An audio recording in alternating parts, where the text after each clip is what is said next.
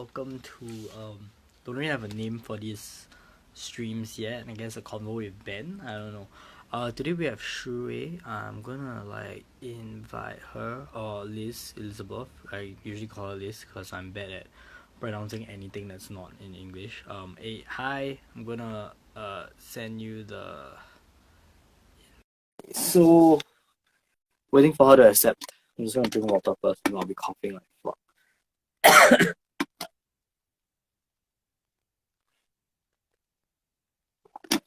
Hey Martin. Hi, Ben. Hi, how have you been? Hello. How's Hi, lockdown everyone. been for you? I'm good. Hi, Ben. I just finished my semester about a week, maybe 2 weeks ago. It's hard to keep track anymore. I'm Fuck. good. So I'm just entering my holidays. And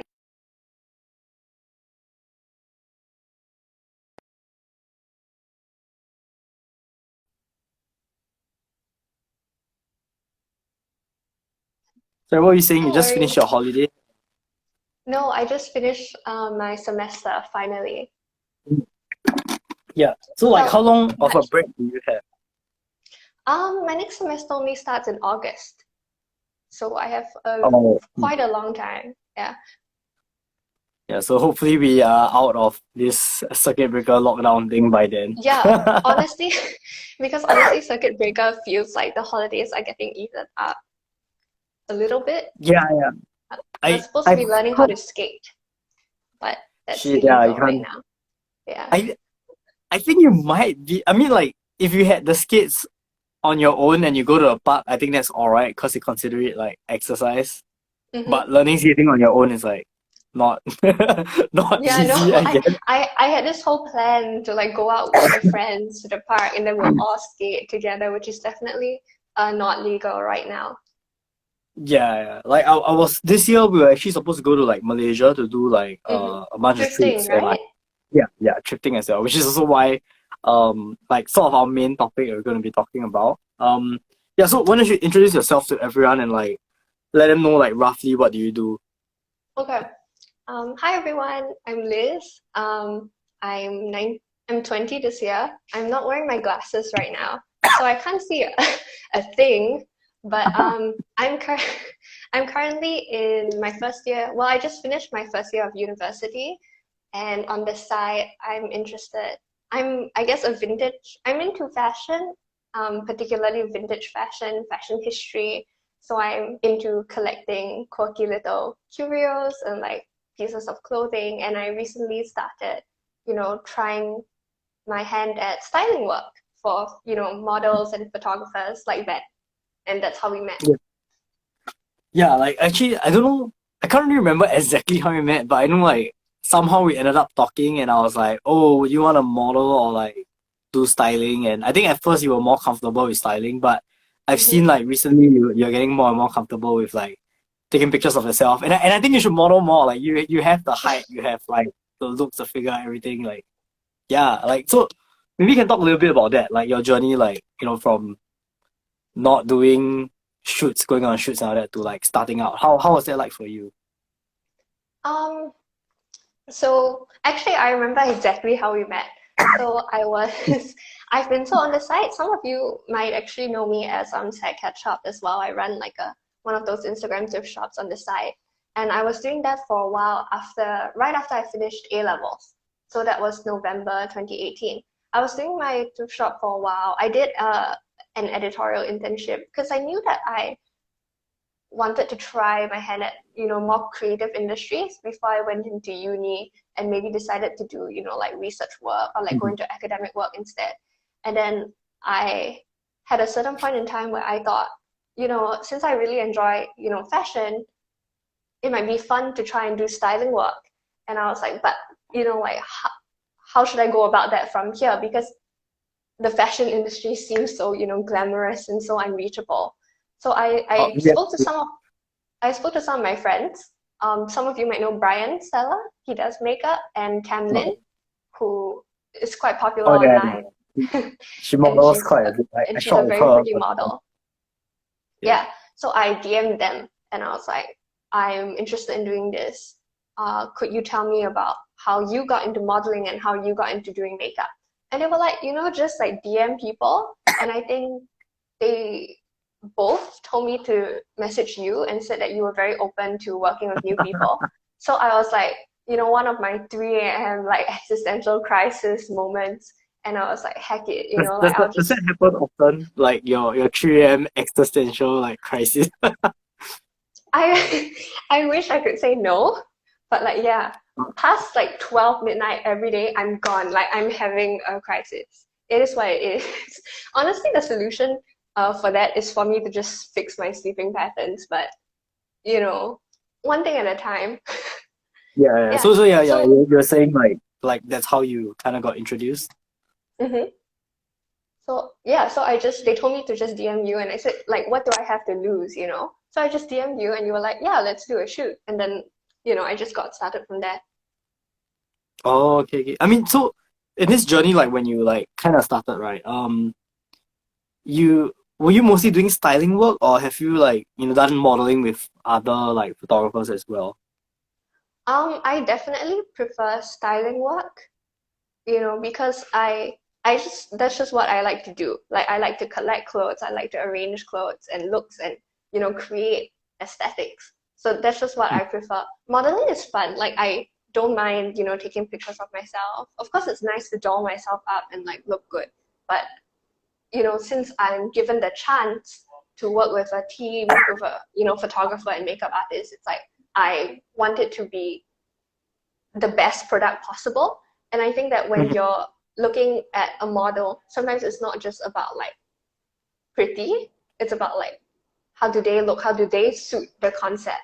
And like I'm confident enough in how I look, but sometimes I think it's just nice to see like my clothes or like the clothes I've chosen on someone else. And it brings me like so much fulfillment when like the model looks at the clothes and they're like, oh, this is so pretty, or like, oh, I feel so good. Like I really enjoy that part about doing I styling actually work. find that like interesting because um a lot of people that like I kind of known or met maybe I don't really like a lot of times they want to be like the main focus of attention. No, I'm not saying that that's wrong, but when it comes to like the whole like a lot of times they do styling and everything, but most of the time they would do styling for themselves, makeup for themselves, and like that's about it. So I do find it interesting that for Mhm. you like you're like okay, I prefer styling, like I want to see the clothes on other people kind of thing. Mm. Um, maybe I want to ask you like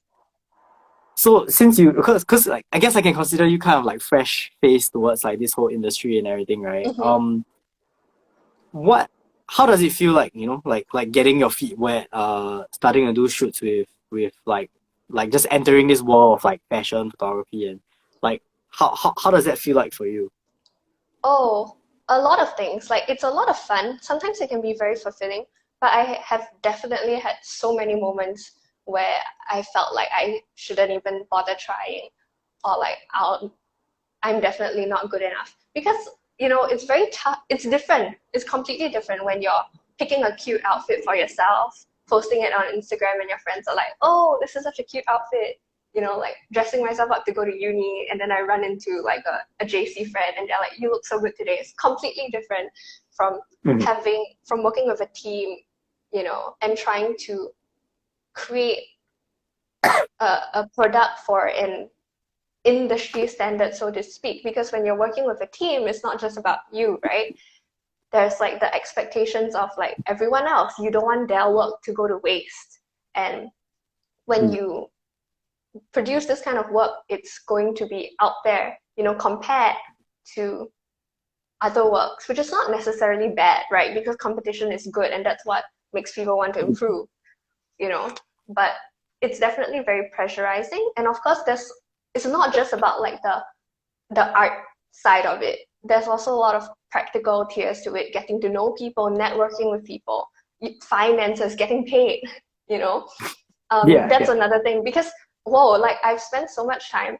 How much, like when you're with someone, you've just done styling work, and then you're like, so what's the remuneration like? And they're like, so this is kind of like a cooperative work, so we can't pay you, and you're just sitting there like, yeah, that's fine, it's cool. Yeah, So yeah. No, I like, mean, I think that like all creatives kind of go through that where like yeah, um you're very shy to ask for money, but like so like even for me, I kind of like was going through that, and hmm, like I had to go through the process of just being more and more comfortable with like asking for money, especially before the job. I'm like, yeah, okay, if you want these things, it's gonna cost you this amount, and like so it went from a point of like I don't dare to ask for cash at all. Like in the middle of doing it, I'm like, so how much are you getting paid? They're like, oh, no, no, you're not. No, I'm like, okay, fine. Then it slowly transitioned to me being like, okay, so I can do all these things for you. I plan out the whole thing for them, and then tell them this how much like I charge.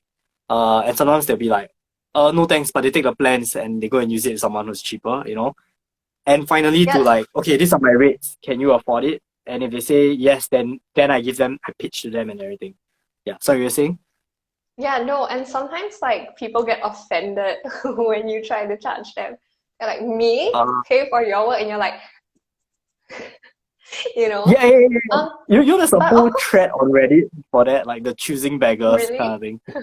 Yeah, yeah, where you just have like people like going like, oh, you should be doing art because you love it. Why are you charging me? You know, you're so fake. You don't believe in your craft. And it's like, I need food. Like, yeah, sorry, you're yeah. saying. No, no, no, that's totally a thing. And I think for me, I also feel like, oh, I'm not good enough to charge people, which is, something that I know that's very irrational because if people want my work, they'll reach out to me. But for me, I think the hardest part about dipping my toes into fashion work, so to speak, has been because I'm the type of person who's like, I have it in my head that if I'm not immediately like the best at it, I shouldn't be allowed to do it at all, which is a very, perfectionistic and at the same time very defeatist mindset. So I think I've it's a very definitely, Singaporean mindset also. Like yeah, it's the whole like 10-year series kind of mindset of like if I'm gonna take the exam, I better like fucking score like like yeah, pretty much. And I would also consider myself who as someone who's really grown up and subscribed to that system. Like I was in debate in secondary school. I was debate president. I went to JC. I joined student council without really wanting to be there. So breaking out of that mindset has been, very difficult. And I I want think to for ask how those, did the people oh just remember you can just finish up your point. Yeah, yeah. yeah, You're yeah. And saying I think for, the people who follow me on this account, and I see a lot of you. Sorry, I'm not wearing my glasses, so I can't see you as you join, but hello to all of you. And thank you so much yeah. for coming. They've definitely seen me like break down on main. Like I'm always archiving my posts or like posting like chaotic things when I'm having one of these like I'm not good enough moments. But I think it's a slow process of learning to tell yourself that it's okay to see your work grow and evolve, and it's okay to not immediately be perfect. Yeah, yeah. Like for me, You I wanted to kind ask? of yeah. I'll get to the question, right? But I just want to share a bit about that point, right? For me, like I kind of make it a rule to like so aside from this IG stuff that I'm doing, the live streams, I will actually like I don't really archive. I delete the previews, so it's still available on the Mm-hmm. like IGTV site.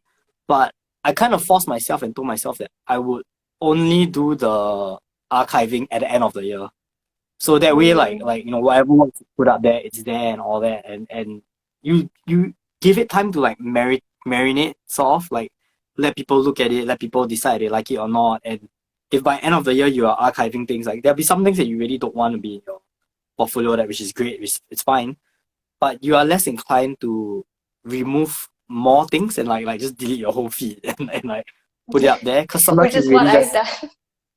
yeah, yeah, and I notice a lot of people like doing that. I'm not saying like it's wrong or bad or anything. It's just that I just wish that a lot of the younger, newer creatives out there who are starting out don't feel or don't put like such an insane amount of pressure on themselves. Cause it's okay to fuck up. It's okay to make mistakes, and you learn through doing that. And I just wish that like a lot of not saying you specifically, but in general, younger creatives would feel comfortable with just putting their work out there. Because half of the battle is really having the work out there so that people can see and get to know you, kind of thing. Yeah, it's Yeah, definitely tough because I keep feeling like my Instagram needs to be a certain level of, aesthetic. You know what I mean? Like you've noticed probably noticed that I've recently learned how to put presets on pictures. So that's what I've been doing, and I mean, it's tough to get off that mindset. I'm the type of person who sometimes I still think about stuff I did when I was 11 and I beat myself up over it. So it's a steep learning curve. Actually, on that point, right, I feel that this like circuit breaker period has kind of like made a lot of people like start cringing more at themselves. Cause like I guess like we're not going out, we're not talking to much people, and then our brains are left alone with ourselves. So I find even To for me, think, like I'll think of things yeah, when I was a kid and be like, oh fuck, I did that. Oh my god, that kind of thing. yeah. Yeah. So okay, like to back the main question I wanted to ask you, right? So when you're doing all this, like, cause you said you kind of subscribe to that whole like the like JC path. You're studying, you're in Hmm. debate and everything. How did your friends or peers react when they saw you like starting to do fashion shoots and all that? Because I'm guessing it's like almost like sort of worlds apart, right? Like, Yeah. Honestly, actually, even though I don't have many friends who are, say, exactly interested in what I'm doing, my friends have actually been like the one of the biggest sources of support for me because I'm not the type of person who makes new friends easily, which is not to say I don't like people. It's just that my friend group is quite small and these people have all been my friends for like 4 or 5 years, up to like 10 years. So when I started doing this thing, I think it was a bit of a surprise for them because I'm also not the sort of person who really thinks aloud. So I had, all these interests and whatever on the side, but I kept them to myself. So when I started doing, I started with the thrift shop. I think they weren't sure what to expect from it, but they have been very supportive of me. Like my best friend, Ray, would come over just to help me take pictures for the shop, help me look for software, that kind of thing. And for like one of my pop-ups, my friends like all came over to help me set up. So even though, yes. my friends don't necessarily have like the same interests as me, except for, one or two of them, they have been very, very supportive of me. And also because these are mostly people who have really grown up with me. So these are, they're really like my ride or die. Okay, so how was it like for? Because I'm guessing when you started getting your feet wet in this like industry or Mm-hmm. creative scene or whatever you want to call it, right? You had to meet like a lot more people, make friends with. Because I mean, like I've done a few shoots with you where either you are styling or modeling, and Mm-hmm. you kind of get along well with a lot of the new people that like you meet. So how has that been like for you? Like just meeting the new people. Like okay, like can you maybe tell me like some of the good and some of the bad? I think it's, well, I've always been like a very open person, I guess. Like, as in terms of meeting, all sorts of people. Because even though I guess you could say my background is from like a more like conservative religious like family. My parents, are not like close-minded. They, Mhm. work in sort of like meeting people, working with young people. So, you know, being open to meeting new people has never been much of an issue, but it Yeah. is Wait, sorry, I definitely. just sorry. I just want to apologize. If you all hear anything, it's like my next door neighbors are like arguing. So It's yeah, okay, I I think can't hear HDB. anything. Okay, I good. think my Sorry, brother you're is saying about playing. My the. brother's playing GTA next to me, so it's Oh, it's I can't hear whatever. anything though. Yeah. Yeah, So yeah, you're yeah. saying. So I've always been like I don't mind meeting new people, but it's definitely been a, a a shock. I think meeting uh actually seeing these people in person. Not to say there's anything wrong. It's just that the way that I grew up in like a all girls school. It's my friend group. The people I interact with have always been very like uniform. So it's Yeah, yeah, it's very cool and like really interesting to meet so many different people. Like when we went for Street Superior, like Sakura, I've never met a yeah, DJ, and she looks like an anime girl. Like I was like, yeah, wow, yeah. like this is so cool. Like people, it's just been very interesting, and I feel like Actually, I've okay, become like, I just want to ask, right? When you saw Sakura before you talked to her, did you find her like intimidating or like? Yeah, no, I was very scared when I met like that group of people. Not because I thought that, they looked weird or they seemed mean. They just look so cool. Like it's so obvious that they put so much time and effort into looking into like creating that aesthetic. I felt so basic. That's what I felt. What? I No, was so like you I felt totally weren't so like. I felt so basic next to them. I was like, my goodness, like they're so cool. But I got to walk around with them a bit and talk to them. And I think the styling thing has definitely forced me to like come out of my shell a little bit and like learn to talk to people more. And I think that meeting so many people has definitely helped me in terms of my own worldview.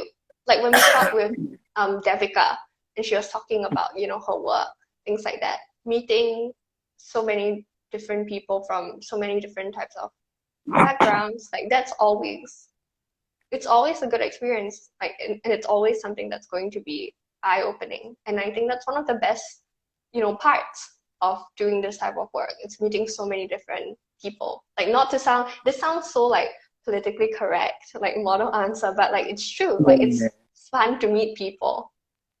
yeah. I'm guessing from like just seeing the two different worlds kind of thing is probably very eye-opening for you as well. Mm. But okay, I want to ask like since the whole like maybe it's politically correct feeling, right?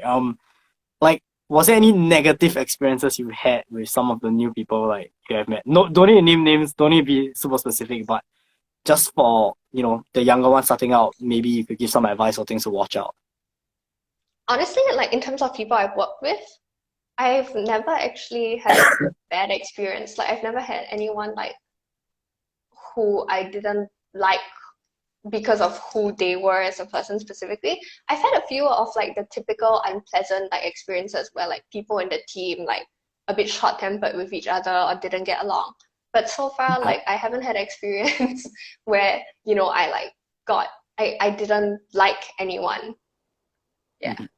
Maybe I haven't been around Mm. long enough, but but I will Okay. say, for those who are uh I will say that as much as it's important to put yourself out there, um, you do also have to be careful about the type of people you work with, especially if you're a model. Like if you're a model, you're shooting with a male photographer for the first time, always bring, a friend with you, that kind of thing. Like you have to I be kind of feel that you should always pragmatic about bring it a as friend. well. I kind of think you should always bring a friend because sometimes you think it's a female photographer and then it's not. Like, Yeah, but bringing a friend, definitely do that. Like like check out their Instagram, you know. yeah, because I think you have a lot of like I mean you I think you know Belle, right? You've met Belle as well, right? Yeah. Yeah. So like I mean she was giving a bit of an expose about like the creepy guys with camera kind of thing, and it's a problem like in Singapore. Yeah, it's So definitely disappointing. yeah, like because a lot of people want to try starting out and all that, but you also have to be wary as well, and like it kind of sucks. Yeah.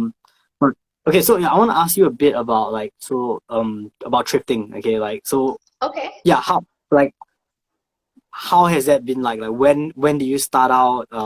What made you interested in like in doing thrifting? And like the shop and everything. Yeah, yeah, yeah. I think because when you're in that preteen stage, like upper secondary, you're starting to create a formative identity for yourself. You start to care about how you look and what you wear. You want to experiment, but of course, like you're on a student budget, right? So carousel is a thing. So I would go on carousel and I would really dig, and I was very interested in. So navigating fashion was very difficult for me because I mentioned that my parents did like care about what I wore. Like they preferred it to be modest, you know. So it was tough for me, I guess, to be fashionable, find ways to be fashionable in a way that wouldn't get me stopped at the door constantly. So I got very into vintage fashion because my grandmother, who I was quite close to, was a stylist. Not a stylist, sorry, a seamstress. She made all her own clothes. So growing up, I would see her in all these like very 70s inspired outfits. And on Carousel, there was quite a lot of like cheap like um vintage fashion, like especially like Japanese vintage, which tends to be like cheaper and they're very modest, like very pretty like dresses. So I got really into like using Carousel, and I've been on that app for like I don't know like 4 years, and I realized after a while like Carousel is fun, like there are a lot of gems on it, but it's so exhausting. It's really Carousel, The people are like like super cheapskate, right? yeah, I've yeah. seen the People are Carousel stuff, you know. I'm like, people yeah, are okay, so mean on Carousel. okay, They're so can mean. you share like some Carousel experiences that you went through as someone like trying to sell things? Yeah, I have my very first it wasn't a negative review, but it was like the phase one. I remember my first one very clearly. So she bought a pair of shoes from me, right? I met her at the MRT, and then she's like, she didn't bring exact cash, and I didn't have change. She didn't tell me in advance. So I'm like, there's a shopping mall upstairs. I'll wait here. Like I told her I will wait here. You can go up and change it and get back to me. So I stood there and I waited. And I waited and I waited and I waited for like a solid hour. And I'm like, where are you?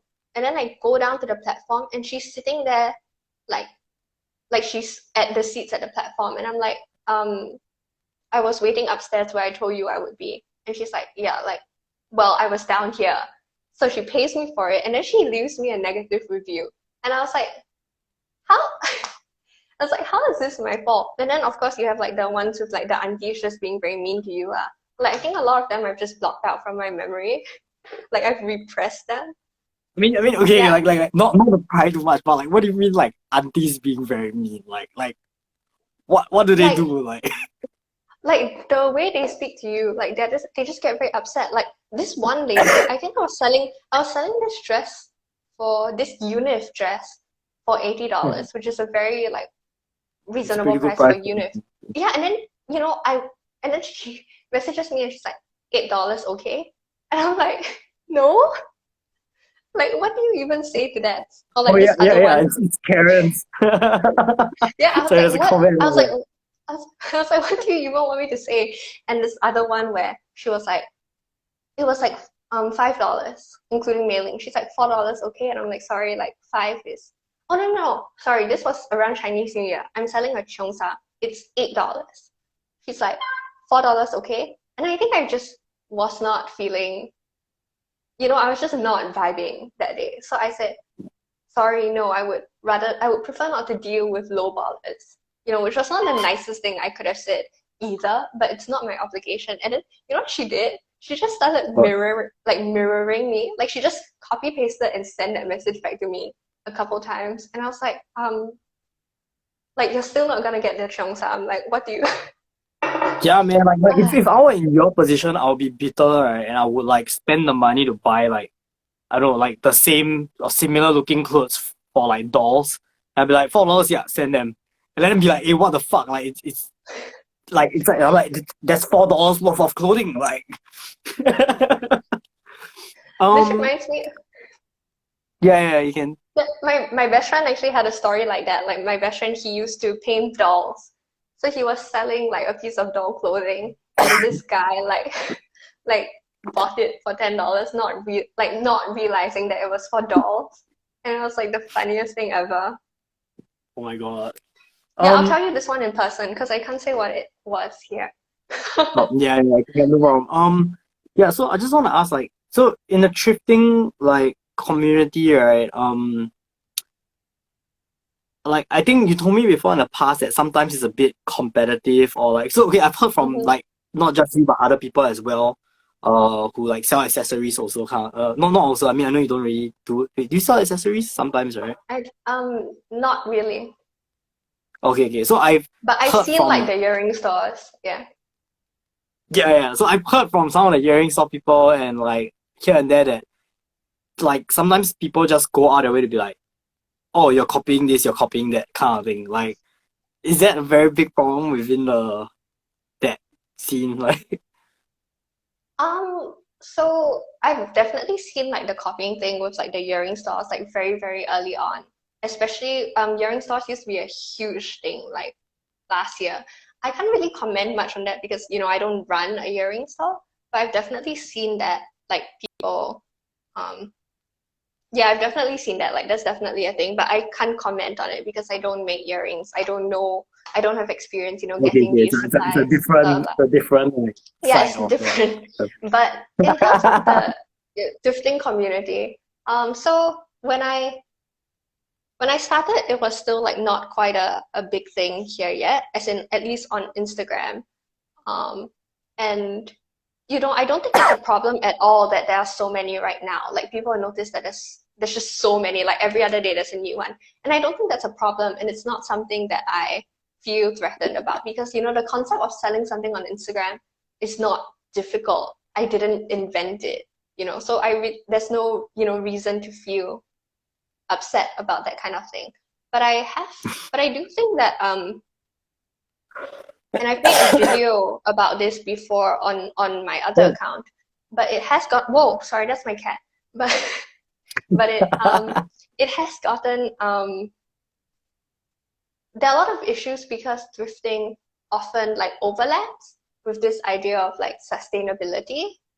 Like a lot of the people who are a part of the thrifting community are also, interested in environmental activism. So then, it has raised a lot of questions about can you sell if you're not sustainable, that kind of thing.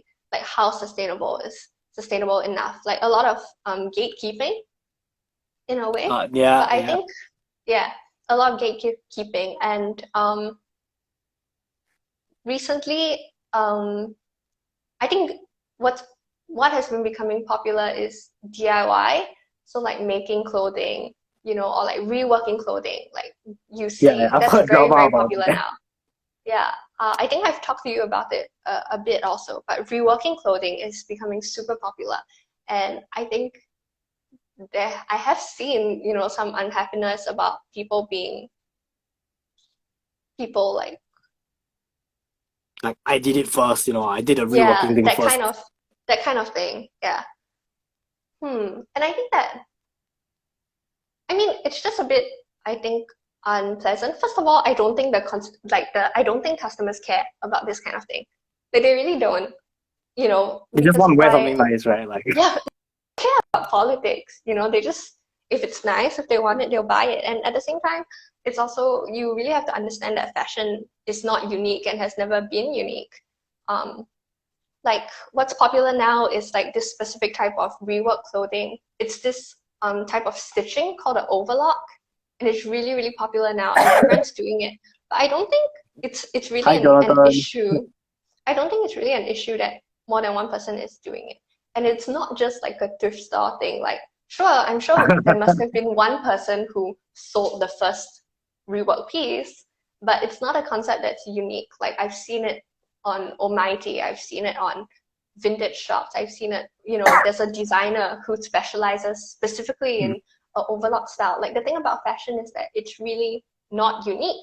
So people really cannot, like claim it. Yeah, let And me more just read than the that, comments real quick. I think we've got a question. Oh, but you can just continue. You can continue like yeah, your and I point. think more than that, like the whole idea of like having an online thrift shop in the first place is just to have fun. Like I think that the moment it stops being fun for you and there's any sort of gatekeeping or like politics, then it's just what's the point? Because you really should be doing this kind of thing only if you enjoy it.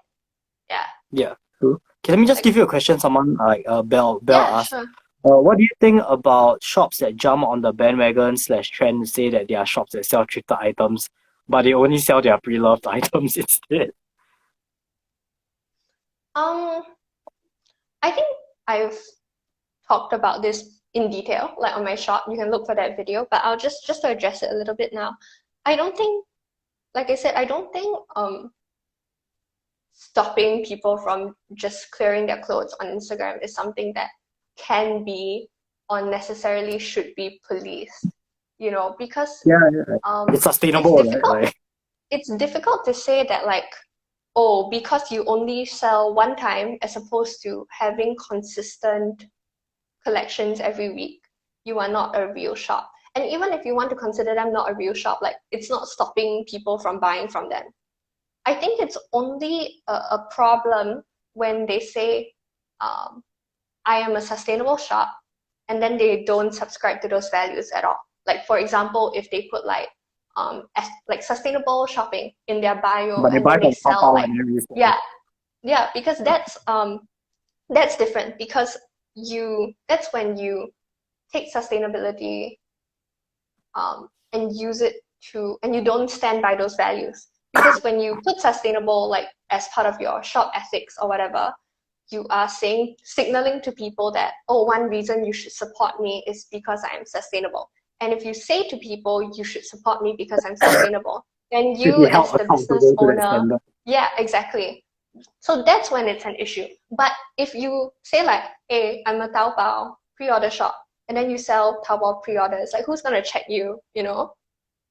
Yeah, So I mean, I feel that at least if you're honest about it, it's like a little bit better. Because I think I saw like on like Marcus's Insta story that like there were some local Singapore brands that are being called out for like, hey, dude, your shit's like on Taobao. You just put like words on the pants or some shit like that. mhm.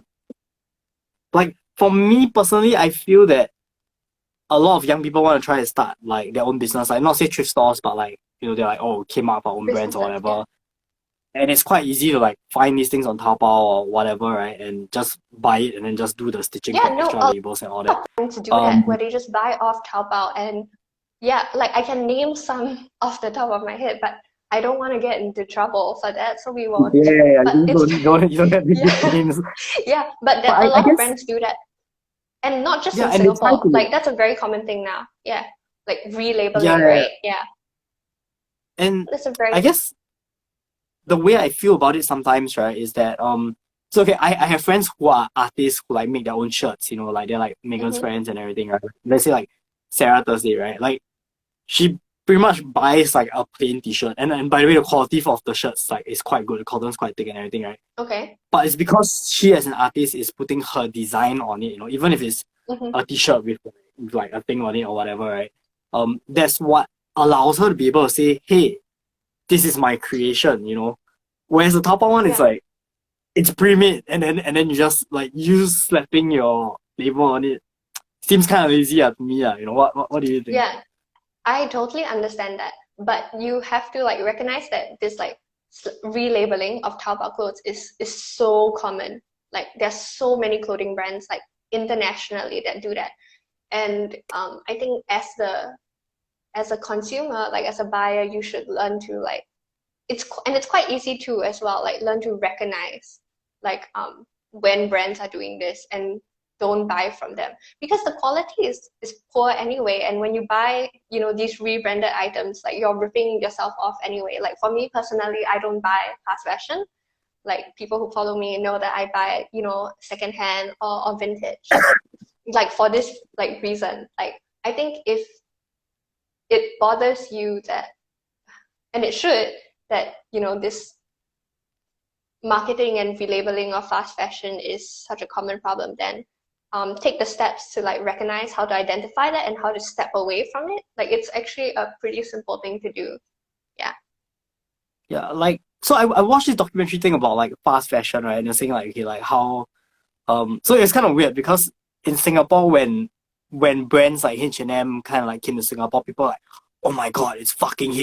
H&M. I'm gonna go it. Yeah. Like to Singaporeans that didn't seem like fast fashion. That was like, this is an Ang Moh brand that I want to buy from, Yeah. and like it's branded, you know, like that's a weird thing. Like in Singapore, like Topshop is considered like fast fashion, right? If I'm not mistaken, Yeah. and Zara as well.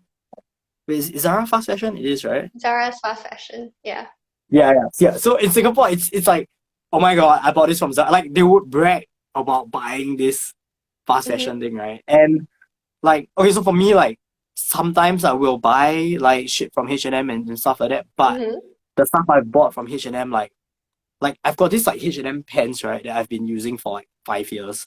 So I'm Yeah. like, yeah, it's fast fashion, but like I'm still wearing You're rewearing it. Yeah. It's like the pockets have holes and shit, you know, but I'm lazy to buy new stuff, so like fuck it.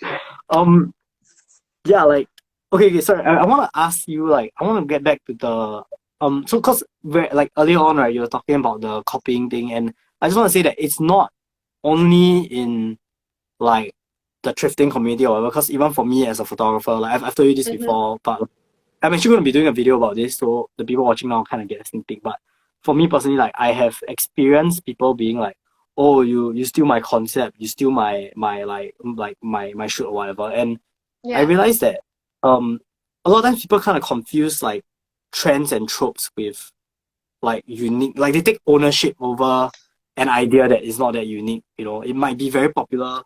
You might even be the first person in Singapore to do it, but you shouldn't feel protective and be like, mine, my idea, my aesthetic, Yeah. can't have it. I totally agree. And like you have to think about the fact that if you're creating these things and putting them out there, it's like of course people will see it and of course people, will take inspiration from it, whether it's consciously or not. So you putting yourself out there, you already have to be prepared for this kind of thing. Of course, copying wholesale is wrong, but you're definitely right about people confusing, inspirations for like copying. Yeah. Actually, like, Marcus had an article once. Okay, this is like super old fashion drama in Singapore, right? It's like Mm-hmm. T. Where like some guy was accusing another guy of stealing like his style or his aesthetic or whatever kind of thing. So Marcus interviewed, I think, like both of them, and basically like the guy who was getting attacked, right? He basically said that everybody wants to be inspirational up until the point of inspiring someone else. It's sort of like, they're like, I dress this way, I'm an inspiration, I'm so Yeah. unique or that, I want people to be inspired by But the me. moment Oh someone wait, no, fuck yeah, you, don't put that shit on. I think it's flattering. And you have to also be, I think, self-assured enough to recognize that, just because someone, has done something similar to you, it doesn't take away from who you are or your own capability at all, you know? Yeah, like I agree with that because like I mean for me personally, I've had people, okay, like so this like in like the photographer side of the bullshit, right? I've experienced where I ask people like, hey, where do you shoot that? Like the location look kind of cool, and they're like, oh, I don't share shoot location kind of thing. But for me, like if anyone asks me where I shot at or whatever, I'll just tell them. Cause like I will find other places to shoot anyway. I always find other places to shoot, if someone wants to try, go ahead. And like, okay, this is the part where I'm like half joking kind of thing. If I shot at somewhere, right, like there was one point in time in December, I was just only shooting in shopping malls. And people started asking me what was the malls I was shooting at. So I told them like Mm-hmm. what the malls were. And then now like the security guard doesn't let anybody shoot there because too many people went there to shoot. So so it's like maybe this is like me subtly ruining places by making it too popular kind I of thing. think Because it's I'm just just gonna part of the job. It's just pragmatic. sorry, my throat's like Are you okay? okay. So what are you? Yeah, I'm good. You know me, I smoke a lot. Um, okay, so like just asking, right? And like you don't need like I mean, aside from me, what are some of the other like who are some of the other photographers that you've worked with, right? That you really like enjoy kind of thing? Okay, who is your favorite photographer and model that you've worked with? On, that's really, really tough to say, but I think one one shoot that I really enjoyed. I'm trying to recall my shoots. You already know that I enjoy working with you and Megan. That was fun. I really Yeah, enjoyed this shoot with Juliet and Anna. That was a very fun experience because I think working with other women just always hits different. Like the vibes are always good, especially like when you're just like bouncing ideas off each other, really vibing. Like you're really shooting as friends. Like that was a really, really fun shoot for me. Hmm. actually, maybe on that point, right? Because I've kind of like I've worked in production since I was like in secondary school kind of thing. Mm-hmm. and it is a very like male dominated environment.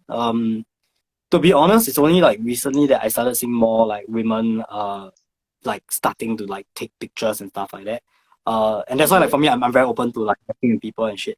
I want to know like what are your thoughts on that?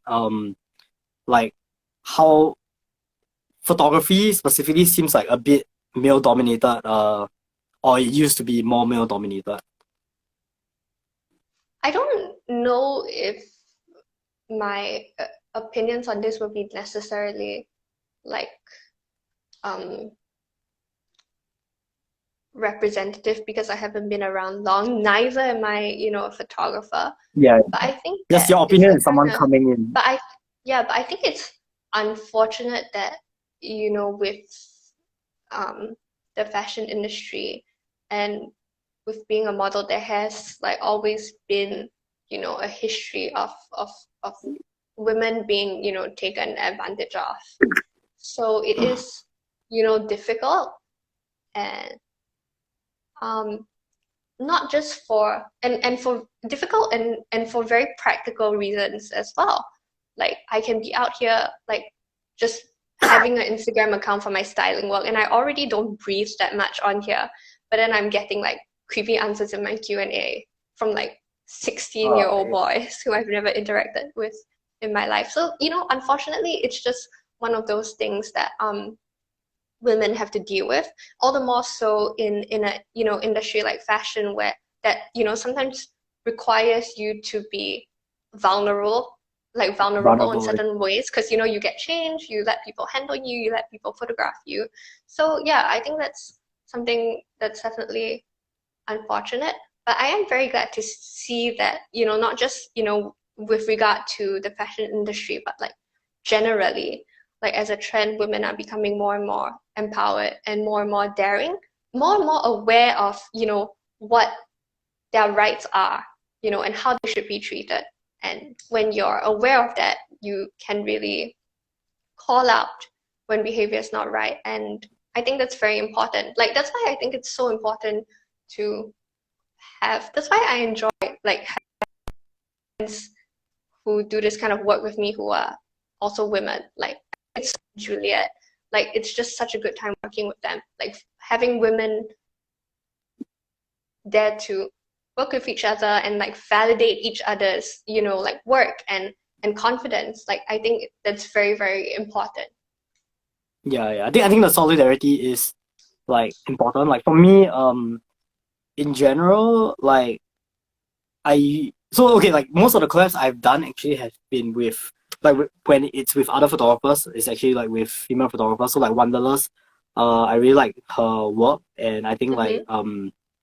like we need more people like her who are like going out to do shoots and all that. Because sometimes it's really hard, especially when you're dealing with clients in this industry. Sometimes they're not exactly like nice to women. It could even be very small like microaggression kind of stuff where like I heard a story from someone who she was like doing the wedding shoot, and then she was doing the photography. Then some other like old lao jiao like guy was doing the videography, and so her partner was like this like guy who was a bit younger than her, who was like new to photography. That was her backup shooter, right? And Mm-hmm. basically what happened was like the video team just treated her like shit the whole time, but was very nice Mm. to her second shooter.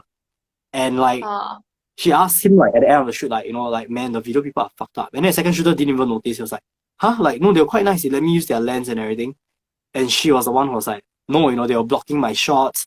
They're actively trying to sabotage me. They try to set up the bride and groom to do something at the side and tell me like they're in a garden or like some shit like that. So these things do happen, but I do think in general, I'm a little bit older than you, and I kind of feel like the younger gen is more like promising and more woke about things. mm. Yeah, wait, let me just check the time because I think we're like almost out. Okay, so I want to ask you like, what plans do you have during this holiday period? And are you trying to do anything with this COVID thing going on?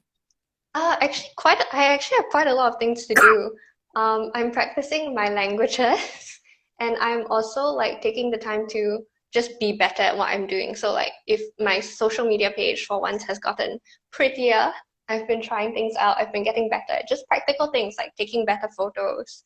I've been brushing up drawing so that, for like practical work, like sometimes when you're styling, it's very hard for people to visualize what you have. So I've been brushing up on, my sketches so that when it's time to work again, I can, turn out better quality. I've been rearranging my own room and like sorting out my closet so that because I think my aesthetic has changed some. So I've sorted out my closet. I have some fun new vintage things coming in that I can't wait to shoot soon. Hopefully with you and Megan again. So actually quite a lot of things to do. Yeah. Yeah, like I really miss because for me, like I was shooting like 3 times a week, sometimes like at least once a week, but sometimes it goes up 2 times a week. And suddenly this thing hits, and then I'm like, oh fuck, Definitely periods of like lying in bed knowing that I could sleep here until 6 p.m. and nothing would stop me. A lot of moments like that in lockdown. I actually did a video about this recently also, like talking about how when lockdown just started, right, people were like, okay, we're all gonna be super productive and everything like that. Then 2 weeks later, they saw everyone got fucking pressured by it, and I can't learn 2 languages. Like, and I think that it's really like the balancing skill is like being like very productive and shit, and doing nothing until you're depressed. And what you want to be somewhere in the middle where you're like people are either on Tinder or TikTok. Like there's no in between. Are people still on Tinder though? Like I thought now it's like Bumble. I don't. TikTok. I'm trying to get to the like TikTok thing. Okay, so I wanna ask sorry, my screen's being a bit weird. No worries. So what are your like hopes, in terms of like fashion and everything? What are things that you kind of want to do and you want to work towards? Definitely for myself, I want to I want to get better at what I'm doing. Like it would be great if I could, figure out my strengths, I guess, as a stylist, like find out specifically what I want to do, what I'm good at doing, and, I want to be better. So I've been, like my friend lent me this book. I've been reading up about designers. So like theoretical knowledge as well as, practical improvement. Like I definitely want to like be able to create work that people see and, actively want to engage and actively admire. That would be really nice. But in terms of, like longer term, I'm still in my first year of uni. I'm still deciding. It could go many ways because I'm not like in uni because I'm forced to. Like I do genuinely enjoy what I'm studying. So I still have a long way to go, and I'm still trying to figure out what exactly I would like to do and where I would like to go with, the whole fashion thing. But I'm very, very grateful to have people even care about what I do and like care about following me, people who like you who actually want to work with me. Like I'm very, very thankful for that, and I definitely want to keep pushing myself and see how much I can improve. And see how far I can go. Yeah, like I would say so I've worked with quite a few stylists. So in general the skill is like you can find a lot of photographers or guys with cameras. I won't put them in the same category. You can still get quite a lot of models. You have less makeup artists, but stylists are like the endangered species. That reminds me of when I started out, I tried to look for other stylists that I could ask for advice from, but a lot of them seem to be, there's very few of them and they're all like professional stylists, so it was super intimidating. Like I think I'm one of like the few ones who will do it for free at this point in time. Like sometimes people ask me like, hey, are you free to do this shoot? And I'm like, no, I'm so sorry, like that's literally in the middle of my uni, like I can't. And they're like, hey, that's cool, like do you have any other stylists to recommend? And I'm like I don't. Like I'm not being shady. Like I and they get like a little bit unhappy. Like I'm not being shady. Like I just don't know anyone else. Like that's really just like I really just don't. Yeah. I think the gap in skill and like let's say okay, like to be a photographer or to claim you're a photographer, you just buy a camera, some people even just use their phone, right? Kind of thing. to be a model also, there are lots of people who just like, yeah, I'm an Instagram model. Like I they just say they're a model kind of thing, you know. For makeup, you have to invest like money to like, and you have to have skills. Like it shows whether it's good or bad. But I feel that for stylists, that's where the initial investment to start is very high because you need to keep changing the For clothes kind of sure. thing. You know? Yeah, and not only that, If you but don't like invest, models are all different sizes, right? So it's very difficult to just buy clothes. And also since I don't do like fast fashion, like clothes are expensive. So it's very difficult. Like I can't have one dress in like a whole bunch of different like sizes, you know, for yeah, just it's like like, just like in you have to case. run a Yeah. yeah, it's like you have to run a thrift stop to like satiate your fashion addiction. Like And even then it's difficult because like every time I, you know, put something on my shop that's more than $50, I feel so bad. Like I know that people get upset with me when I put up like things that are like $100, you know, things that are branded. Like I feel so bad about that. But it's like, you know, like this is also what I do. Like I collect clothing. but I think it's also like I really think you shouldn't feel bad at all. And I think that it's also like just about finding the right market. Cause Mm. like I mean, whether we like it or not to some extent, like there is a sense of like flex culture in the whole like fashion scene Yeah, and all and that. And I won't say oh, it's and sorry, and also inherently clothing just no has no value. you're saying? Yeah. Also, like not just about, you know, like flex culture, like inherently clothing also has like value. Like vintage clothing, designer clothing, it's expensive like for a reason, you know, because there's like quality, you know, Yeah. and like So I history. think that like I hope you don't get too demoralized by people going like, hey, well, fuck, you charge so much. Oh, you damn like money hungry or whatever. It's like, yeah, you're like even for me as a photographer, I've gotten people like, why you charge so high? Why you charge so high? All that. I'm like you get what you pay for, you know, like Yeah. And also like okay. sorry, were you gonna say something? No. Like And yeah. also like I don't do this like on my parents' money, you know, since they're already paying for my uni. Like I earned $50. I earned $50 for a dress the other day. Immediately had to use half of it to buy cat litter for my pet. Like he had enough litter, Oh, he just wanted more. Like he was just refusing to poop. Like he would go in and paddle around enough to show that he's unhappy, but he would refuse to poop. So immediately money gone, spent on my cat. oh man, yeah. So like Like what more I my know how that clothes, feels you like. know? I bought two 12 kg bags of litter for for the cats at home. So And your cats are yeah. so much bigger than mine. So Yeah, they need they much should more they litter. should a lot more. Anyway, yeah, I think we're almost out of time. I just want to ask, like, so do you have any like just parting words, like advice to people who are kind of like starting out? Yeah, I think the first thing is definitely only do it if it makes you happy. Like don't force yourself to like, oh, every day I need to post one.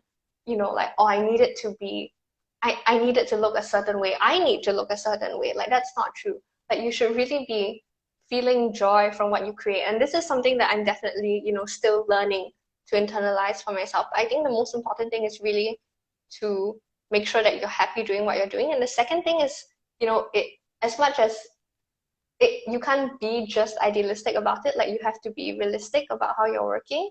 Like for example, for me, when I first started out styling, I seriously like overworked myself because I was doing it with my first semester of uni, and I, you know, had very poor time management, and I was sleeping like 3 hours a day. It was not smart. So, Oh you know, be shit, yeah. practical about it. Like make sure that your priorities are, you know, in check. And I think those are and the last thing is just don't be afraid to reach out to people. Like just talk to people, get to know them. Like networking is seriously like so important.